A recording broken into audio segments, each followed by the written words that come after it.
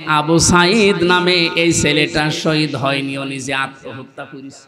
একটা ছেলে মরে গেছে, তার নাম হলো সাঈদ। ইসলাম কারোর প্রতি এতটা জুলুম করছে কিনা যে সামনে হলে সবাই অস্ত্রধারী, কেউ তোমার কাছাকাছি নাই, সবাই দৌড়াচ্ছে, গুলির শব্দে খালি দৌড়ায় দৌড়ায়, যে যার মতো দোয়া ইউনুস পড়তেছে, মুনাফিকের দল দৌড়ায়, আর তুমি একা এমন ইমানদার যে দৌড়ে গিয়ে বলো যে মার, আরে মারিস না কেন, মার মার মার। এইটা কোন ইমানদারের কাজ? এটা কোরআন হাদিস পড়ে আমরা পাই। এই নামটা নিয়ে, আহলে হাদিসের নাম নিয়ে অনেক মানুষ আজ মানুষকে ধোঁকা দিচ্ছেন। আহলে হাদিস এই শব্দটা খারাপ না, কিন্তু শব্দটা নিয়ে আজ ধোঁকা দিয়ে বোকা বানিয়ে অনেকে এখনো পর্যন্ত জালেমদের পা চাটতেছে।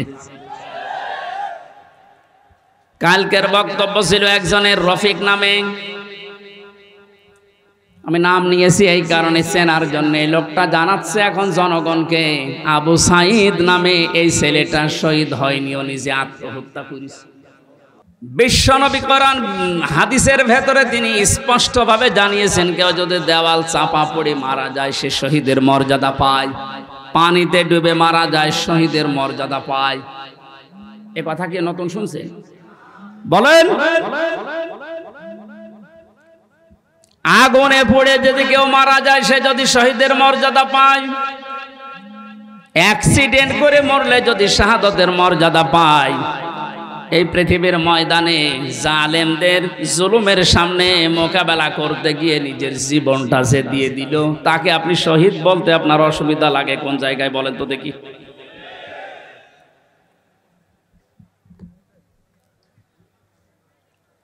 এবার আমার দুইটা নোটিশ বলছে, যেহেতু এই শব্দটা শুনি আজ 2 দিন ধরে অনেক জালেমের দোসর যারা, তারা এখনো পর্যন্ত অপপ্রচার চালাচ্ছে এদের বিরুদ্ধে, এই জন্য 2টা নোটিশ বলছি। সূরা বাকারার 154 নম্বর আয়াত, 2 নম্বর পারা, 2 নম্বর পৃষ্ঠা, 12 নম্বর 13 নম্বর লাইনে আছে, ভালো করে মিলাবেন।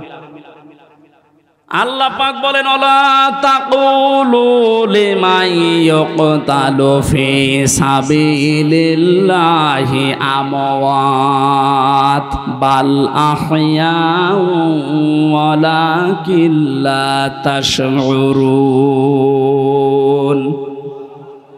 আপনি হয়তো এভাবে এতদিন চিন্তা করেননি, যেভাবে আমি বলছি মিলিয়ে দেখেন। আল্লাহ বলেন, ওয়ালা তাকুলু, হে পৃথিবীর লোকেরা, কেউ এ কথা মুখ দিয়ে বলবা না। কথা বলে মানুষ কি দিয়ে? বলো না কেন? এজন্য মুখের ওপর আল্লাহ নোটিশ দিয়েছেন, কেউ এ কথা বলবা না। 1জন 2জন না, কেউ বলবা না, বহু বচন। লিমান ইয়ুকতালু ফি সাবিলিল্লাহি আমওয়াত, আমি আল্লাহর জন্য, মানবতার জন্য যারা জীবন দিয়ে গেল, এ মানুষ মরে গেছে, এ কথা বলবা না। বাল আহয়াউন, বরং তারা জীবিত। ওয়ালাকিন লা তাশউরুন, কিন্তু তোমরা টের পাও না। এটা তো মুখের উপর আল্লাহ দিলেন, মানুষ মুখের পরে অন্তরেও ধারণা করতে পারে। ধারণা করা কি দিয়ে? অন্তর দিয়ে মানুষ যেন ধারণাও না করে যে তারা শহীদ হয়নি, তারা এমনি মারা গেছে, কথা যেন ধারণাও না করে। সূরা আলে ইমরান 4 নম্বর পারার 11 নম্বর পৃষ্ঠার 9 নম্বর লাইনের 159 নম্বর আয়াতে আল্লাহ 69 নম্বর আয়াতে আল্লাহ জানিয়েছেন, ওয়ালা তাহসাবান্নাল্লাযীনা কুতিলু ফি সাবিলিল্লাহি আমওয়াতা বাল আহয়াউন ইনদা রাব্বিহিম ইরযাকুন। খুব খেয়াল করেন, অন্তর দিয়েও কেউ যেন ধারণা না করে যে ওরা মারা গেছে। আল্লাহ পাক বলেন, ধারণাও কোনোদিন করবি না যে ও মরে গেছে না। কারণ জীবন জালেমের সামনে নিজের জীবন দিয়ে দেওয়া তো সহজ কথা না। ওরা কিন্তু জীবিত আছে, ওরা জিন্দা। ইনদা রাব্বিহিম ইরযাকুন, তারা তাদের রবের কাছে রিজিক পাচ্ছে। সুতরাং আবু সাঈদ রংপুরের এই ছেলেটা জালেমের সামনে দাঁড়িয়ে জীবনটা দিয়ে শাহাদতের মরণ পেয়েছে। এটা কোনোদিন আপনি মুখ দিয়ে যেন না বলেন যে লোকটা মরে গেছে, ধারণাও না করেন যে ও মরে গেছে না, ও শহীদ হয়েছে। কি হয়েছে? স্বাধীনভাবে কথা বলতে পারতাম না। পাশের জেলায় বাড়ি আমার, নাটোর, কুষ্টিয়া। এখানে দাওয়াত খেতে এসেছিলাম বিয়ের, তারপর আমার ঢুকতে দেয়নি। কোথায় ছিলাম আপনি টের পেয়েছেন? স্বাধীনতা পরাধীনতা কি আমরা 17 বছর টের পেয়েছি। স্বাধীনভাবে চলাফেরা করার, বাক স্বাধীনতা ফিরিয়ে দেওয়ার জন্য যে মানুষগুলো জীবন দিয়েছে, মাস্ট বি 100% আমি বিশ্বাস করি ওরা সব শাহাদতের মর্যাদা পেয়েছে। এমনকি জালেমের জুলুমের শিকার হয়ে আয়না ঘরেও বহু মানুষ জীবন দিয়েছে, জেলখানার ভেতরে জীবন দিয়েছে। এমনকি কোরআনের পাখিকে অনেকে বলছে উনি স্বাভাবিকভাবে মারা গেছে। না, আমি পাশের ছেলে ছিলাম, উনি 1 নম্বরে, আমি 4 নম্বরে। আল্লামার সাথে আমার একদিন দেখা হয়েছিল মাত্র 10 মিনিটের জন্যে। উনি এমনি মারা যায়নি, ওনাকে মেরে ফেলা হয়েছে। তার বাস্তব প্রমাণ ওনার মুখের হাসিটা। এখন ভিডিও বের হচ্ছে, জেলার আর সোফারের আত্মীয়রা তারা পরিচয় দিয়ে বলছে ওনাকে জোর করে সই করিয়ে বলেছে আপনি সই করেন, আপনাকে মুক্ত করে দেওয়া হবে নির্বাহী আদেশে। এই কথা বলে বের করে নিয়ে গেছে। উনি তো খুশি আনন্দ যে আমি পরিবারের কাছে ফিরে যাচ্ছি। কিন্তু শয়তান যারা আছে, শয়তানি করে ষড়যন্ত্র করে যাকে দায়িত্ব দিয়েছিল এই মোস্তফা জামান, এই একলাঙ্গার, এই যে কি জিনিস এখন আমরা টের পাচ্ছি। কার তৈরি করা এখন আপনি দেখতে পাচ্ছেন। আমার মনে হয় একে যদি আমার মতো এরকম 10 দিন রিমান্ডে রাখেন, ও সব সত্য কথা বলে ফেলবে। আমার মুখ দিয়ে রিমান্ডে একটা কথা ওরা বের করতে পারেনি। শেষ পর্যন্ত মন মতো লিখে আমাকে বলছে সই করেন, আপনারা ছেড়ে দেওয়া হবে। আমি তো রিমান্ডে বসতাম না যে 164 কি, মনে করলাম ছেড়ে যখন দেওয়া হবে দেই। এখন দেখি সব আমার বিপক্ষে লিখেছে। আমি নাকি দেশের বিরুদ্ধে কথা বলতাম। যতগুলো বক্তব্য দিয়েছি দেশের ভালোবাসার পক্ষে দিয়েছি, কারণ দেশকে ভালোবাসা এটা ইমানের অঙ্গ।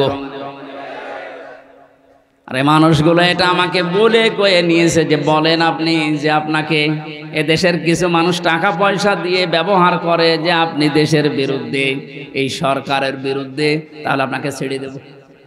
শেষ পর্যন্ত বলতে রাজি যখন হলাম না, 11 ঘন্টা আমার টাঙিয়ে রেখেছিল কালো কাপড় দিয়ে চোখ বেঁধে।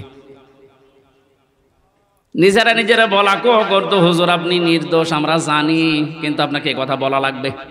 পেছনে হাত হ্যান্ডকাপ দিয়ে বেঁধে, কালো কাপড় দিয়ে চোখ বেঁধে 11 ঘন্টা এক জায়গায় আমার নামাজও পড়তে দেয়নি। 4 ওয়াক্ত জোহর আসর মাগরিব এসে আমি সব ইশারায় পড়েছি। এখন নামাজ পড়ছি কোন সময় আমি তাও জানি না, কারণ মাটির নিচে তো। সর্বশেষ যখন বললাম না এত বড় মিথ্যা কথা আমি বলতে পারবো না। আকিস গ্রুপে আমি চাকরি করতাম, ওনাদের বিরুদ্ধে হাজার হাজার কথা লিখতে বলেছেন, একটাও পারবো না, কারণ ওনারা এরকম না। শেষে আমার বলছে যদি আপনি আজকে সন্ধ্যার ভেতরে এগুলো স্বীকার না করেন, না বলেন, তাহলে আপনার বউ তুলে নিয়ে আনবো। কি চরিত্র দেখিস। আর এখন অনেক সুর তুলছে অনেকে যে এদের মাফ করে দাও।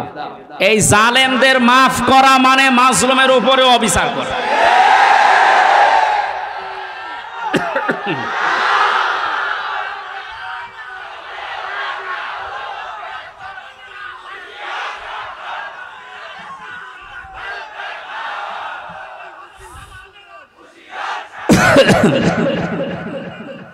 আমার ভাইরা, আপনি আমান আজমের জীবন ফিরিয়ে দিতে পারবেন? ব্যারিস্টার আরমানের স্ত্রীর কাছে আপনি কি জবাব দেবেন বলেন? কোথায় পৌঁছিয়েছেন তার জীবনটা? কি ট্যালেন্টেড সন্তান ছিল মীর কাশেম আলীর। আমি জেলখানায় থাকতে এক কারারক্ষী এসে আমার কুতুবউদ্দিন ওর বাড়ি, রাজবাড়ি, রাত 12টার পরে যখন ডিউটি হয়েছে এসে বলছে হুজুর একটা গোপন কথা বলি, কাউকে যেন বললেন না এখানে, তাহলে আমার সমস্যা হবে। কি হয়েছে বলে, আমি যেদিন দায়িত্বে ছিলাম মীর কাশেম আলীর, যেদিন ফাঁসি হবে লোকটাকে যেয়ে বললাম স্যার আর সময় নেই, মাত্র 3 ঘন্টা আছে, আপনি প্রস্তুতি নেন। উনি আমারে বলছে ভাই কারারক্ষী এখনো তো সময় 3 ঘন্টা আছে, আমি 2 ঘন্টা ঘুমাই, তুমি আমারে ডেকে দিও। আল্লাহর কসম আমি আল্লাহকে সামনে নিয়ে বলছি ও যা যা বলেছে একটাও মিথ্যা কথা না, সবগুলোই এইভাবেই বলেছিল। যে আমি পাহারা দিতে গিয়ে দেখলাম লোকটা ঘুমিয়ে গেল। 2 ঘন্টা পর ওনারে ডাকলাম, ঠিক ঘুম থেকে উঠলো, গোসল করে ওযু করে এসে নামাজটা শেষ করে একটা চা বানিয়ে বলছে নিন। বললাম স্যার আমি চা খাবো না। আপনার কিছুক্ষণ পরে বলে জানি আমি, আর মাত্র 15 মিনিট আছে। জল্লাদ শাহজাহান এসে গেছে, ডাক দিয়ে নিয়ে যাচ্ছে, বলেন চলেন। উনি আমারে বলছিল ভাই আমির হামজা আপনাকে আমি বলি আমিও তো মানুষ, উনিও মানুষ, মাত্র 3 ঘন্টা জ্বরে পর ফাঁসি, তার 2 ঘন্টা ঘুম আসলো কি করে? এই লোকটার সন্তান ব্যারিস্টার আরমান, উনি কিন্তু ওই সময় জানে যে তার ছেলে গুম হয়ে আছে, মরে গেছে না বেঁচে আছে তাও জানে না। বাংলাদেশ না বিশ্বের ভেতরে যদি আমার মনে হয় 100 জন মানুষ থাকে যে মানুষকে কর্মসংস্থান তৈরি করে দেয়, তার ভেতরে মীর কাসেম আলী একজন। কত কিছু দুনিয়ায় তার ছড়িয়ে আছে, আপনি হিসাব করতে পারেন কি? হামজার মতো সে, তার স্ত্রী সন্তান কোথায় আছে সে কিচ্ছু জানে না। এই কঠিন মুহূর্তে তার নিজের হাজারো যারা অনুসারী, তার সহকর্মী যারা হাজার হাজার মানুষ পালিয়ে বেড়াচ্ছে, জেলখানায় আছে, আটক আছে, মরে গেছে, সব কিছু তার কাছে সংবাদ আসতেছে। এমন কঠিন সময়ও লোকটা 2 ঘন্টা ঘুমিয়েছে। এমনি ঘুম আসবে না, অবশ্যই আমার আল্লাহ তাকে সূরা হামিম সেজদার 30 নম্বর আয়াত ফেরেশতা দিয়ে শুনিয়েছে। কোরআনে কারীম জানিয়েছে ইন্নাল্লাযীনা ক্বালু রাব্বুনাল্লাহু সুম্মা ইসতাকামু তাতানাজ্জালু আলাইহিমুল মালাইকা আল্লা তাখাফু ওয়া লা তাহজানু ওয়া আবশিরু বিল জান্নাতিল্লাতী কুনতুম তুআদুন। আল্লাহ পাক বলেন যারা এই কথা বলে যে আল্লাহ তুমি আমাদের রব, আমি টিকে আছি এই কথার উপরে, আল্লাহর সঙ্গে সঙ্গে তার বিপদে আপদে পড়লেই ফেরেশতা নাজিল করবে। এই জন্য তাতানাজ্জালু দিয়েছেন আল্লাহ, 1 জন 2 জন পাঠায় না, মালাইকা বহু বচন, হাজারো ফেরেশতা তার জন্য আল্লাহ পাঠিয়ে সান্ত্বনা দেয়। আল্লাহ তাখাফু ওয়া লা তাহজানু, কোনো ভয় নেই, কোনো চিন্তা নেই। ওয়াবশিরু বিল জান্নাহ, ওই জান্নাতের সুসংবাদ গ্রহণ করো, আল্লাতী কুনতুম তুআদুন, যার ওয়াদা আল্লাহ করেছে। আমার মনে হয় ঠিক মীর কাসেম আলী শহীদ উনি আল্লাহর ফেরেশতাদের দ্বারা শুনতে পেয়েছিলেন সন্তান ব্যারিস্টার আরমানের জন্য চিন্তা নেই, হাজার হাজার সহকর্মীর জন্য চিন্তা নেই, ওগুলো আল্লাহ সব দেখবে, তুমি জান্নাতে প্রবেশ করো। তাছাড়া আর কি করে ঘুম এসেছে আমার তো বিশ্বাস হয় না। আমিও তো ছিলাম, আমার তো ঘুম আসতো না, রাতের পরে রাত আমি বিনা ঘুমে কাটিয়েছি। ঘুম আসে না, কি করবো? 2-3টা ঘুমের বড়ি খেয়েও ঘুম আসে না। অথচ লোকটার 2 ঘন্টা 2.5 ঘন্টা পরে ফাঁসি, আর বলছে আমি 2 ঘন্টা ঘুমিয়ে নেই। আপনি কি চা তা মনে করেন এটা? এই লোকটার সন্তান ব্যারিস্টার আরমান 8টা বছর তার স্ত্রী জানতো না যে লোকটা মেসে আছে না মারা গেছে। গতকালকে তিনি একটা ভিডিওতে বলছিল আমি আমার পরিবারের আশা ছেড়ে দিয়েছিলাম, কারণ খাবার দিত পচা খাবার, অধিকাংশ সময় আমার রোজা রেখে কাটানো লাগতো। এই 8 বছরে আমার মনে হয় সে প্রায় 8 বছরই রোজা ছিল।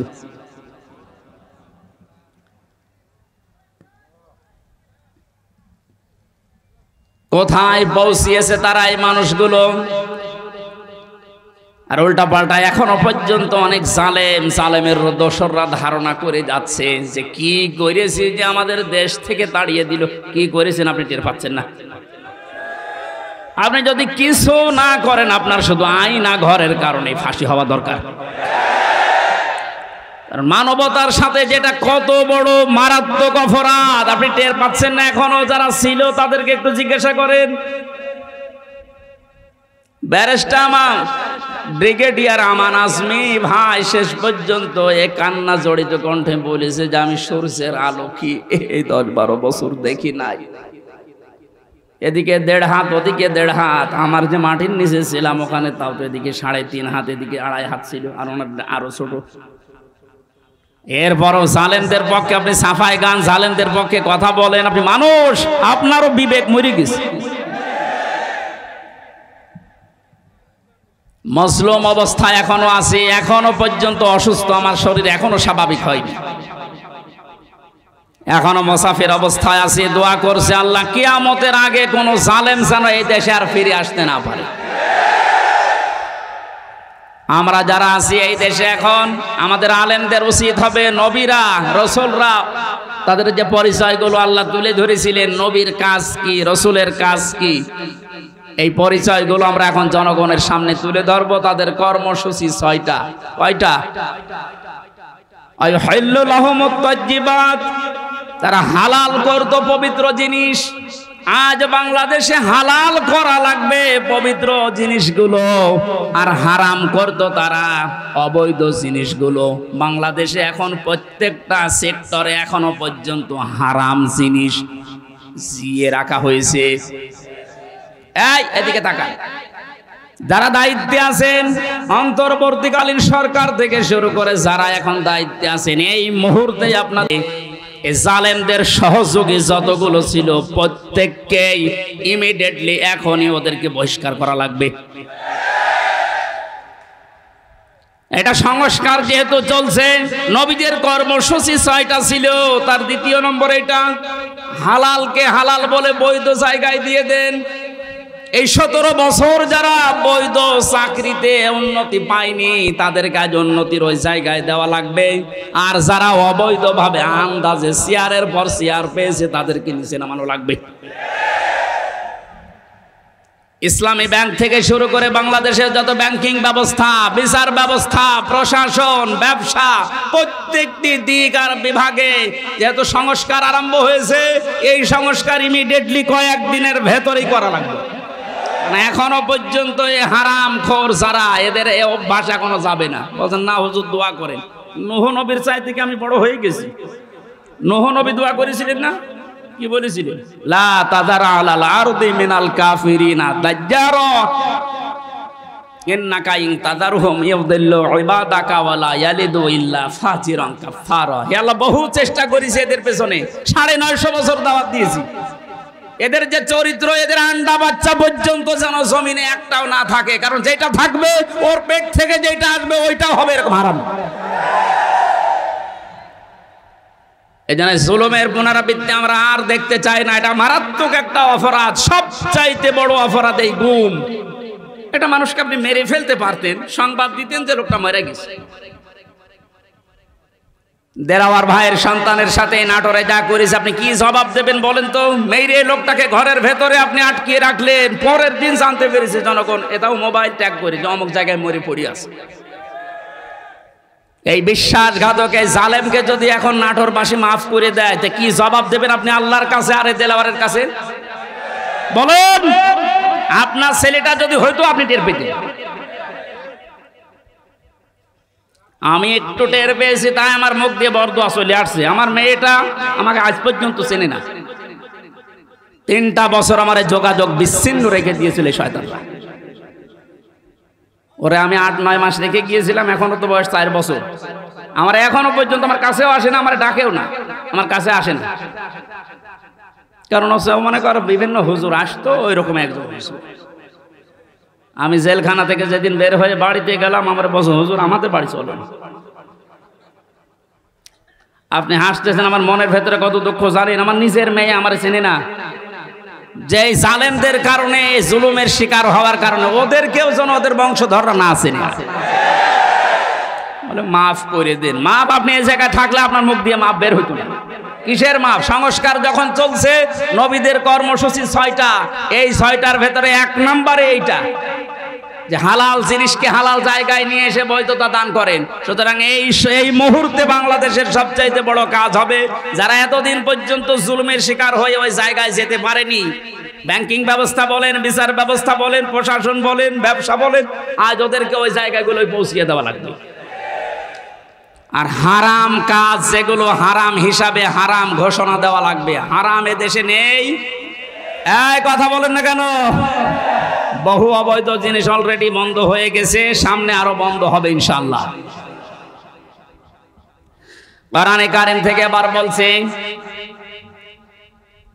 আল্লাহ রাব্বুল আলামিন জানিয়েছেন, হে পৃথিবীর মানুষেরা, 3 নাম্বার নবীদের কাজ ছিল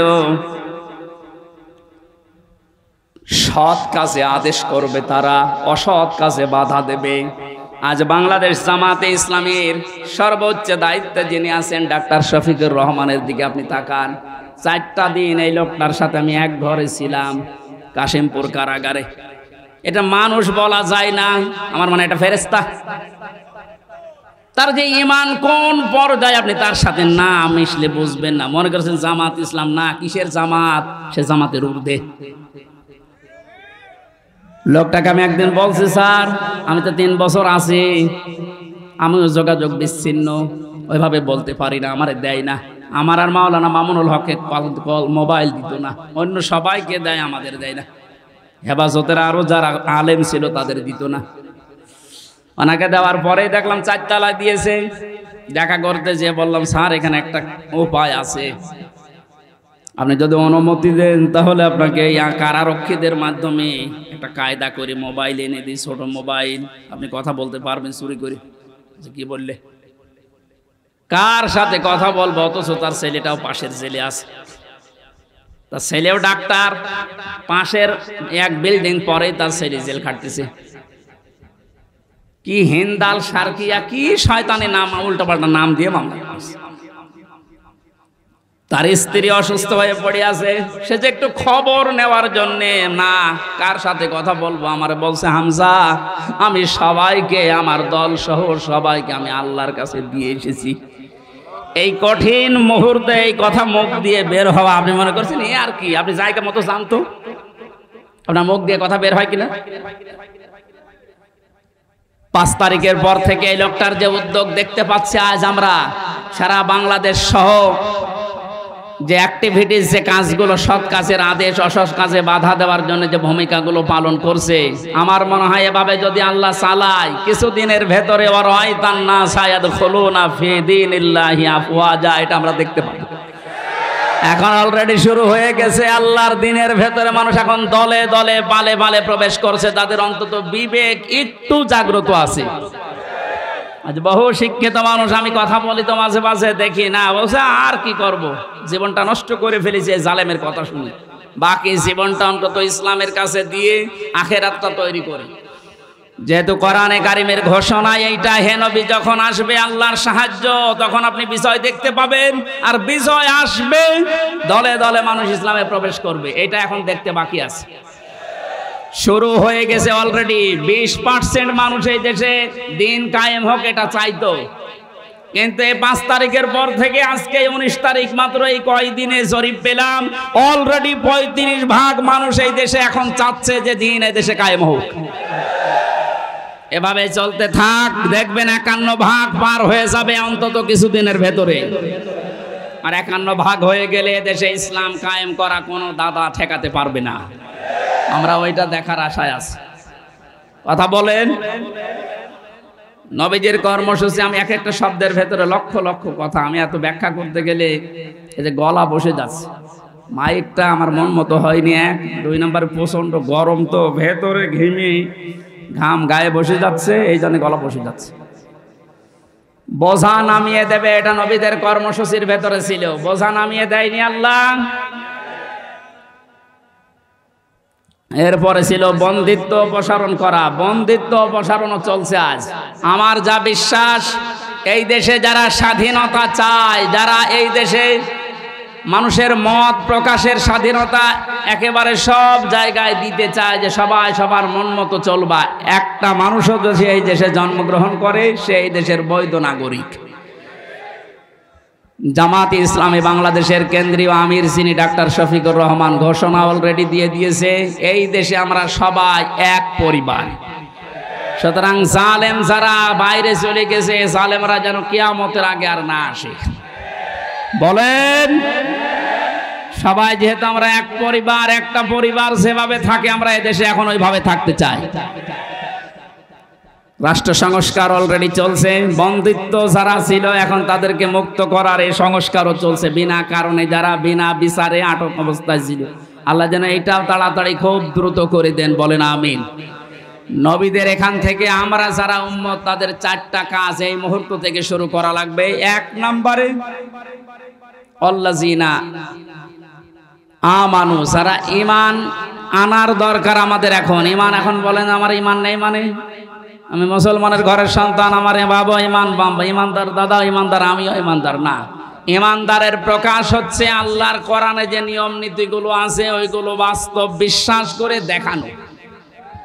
এটা এখন দেখাতে পারবো না ইনশাল্লাহ, কোনো কিছু নেই সামনে। যে জালেমদের কাছে আজ 14 বার অনুমতি নেওয়া লাগতো, ওই জালেমরা এখন অনুমতি নিয়ে পা ফেলবে ইনশাল্লাহ সামনে।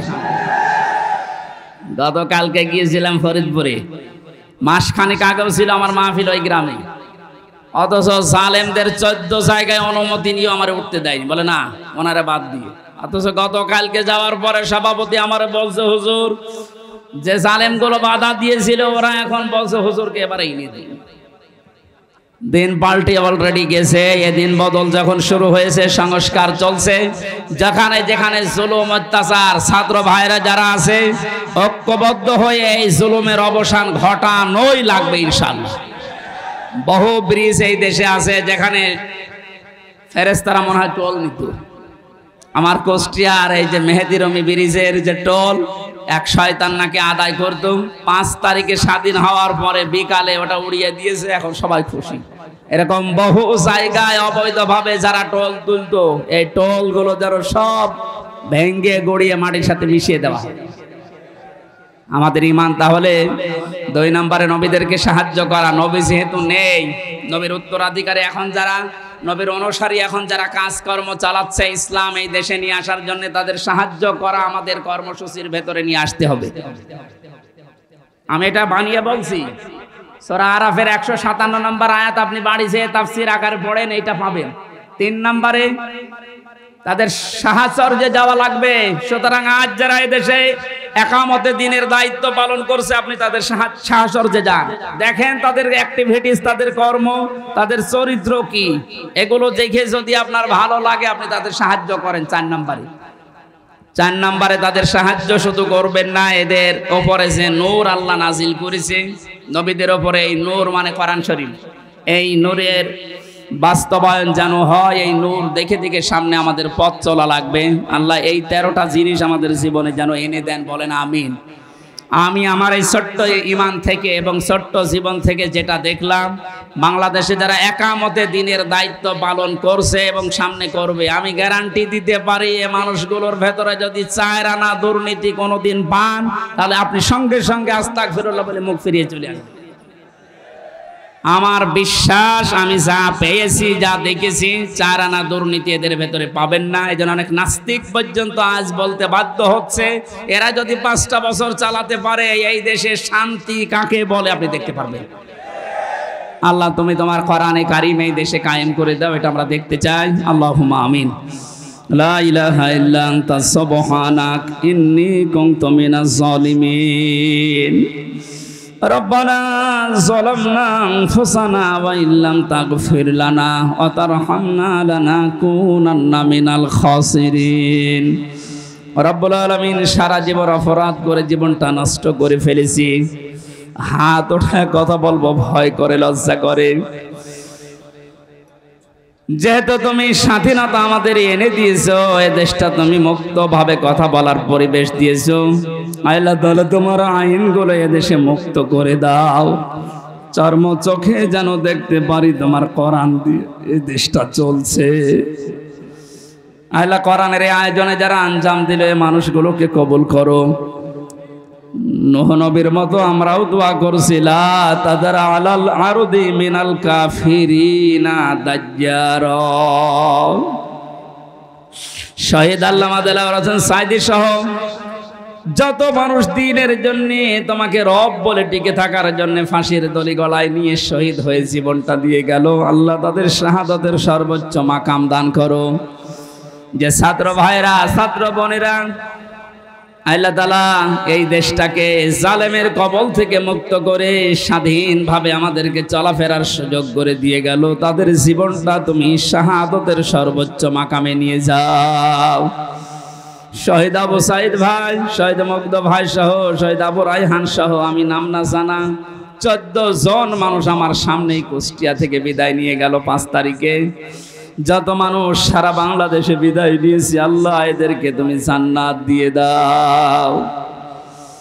আমরা অনেকে অসুস্থ আছি, আমাদেরকে শেফায়ে কামেলা আজেলা নসিব করো রব্বুল আলামিন। বহু মানুষ এখানে এসেছে, মনের ভেতরে কার কি কামনা বাসনা আছে আমি জানি না, যার যে চাই আশাগুলো নিয়েছে আল্লাহ পূরণ করে দাও।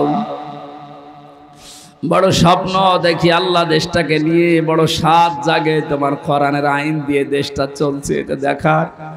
জীবনে কিছু যদি তোমার ভালো না লাগে, হাজার হাজার বান্দা বান্দীদের দোয়া কবুল করো আল্লাহ, এটা দেখে মরার তৌফিক দাও। কোরআনের পাখির সারা জীবনের স্বপ্ন ছিল এদেশে ইসলাম কায়েম হবে, কালামার পতাকা পথ পথ করে উঠবে, তিনি দেখে যেতে পারলেন না।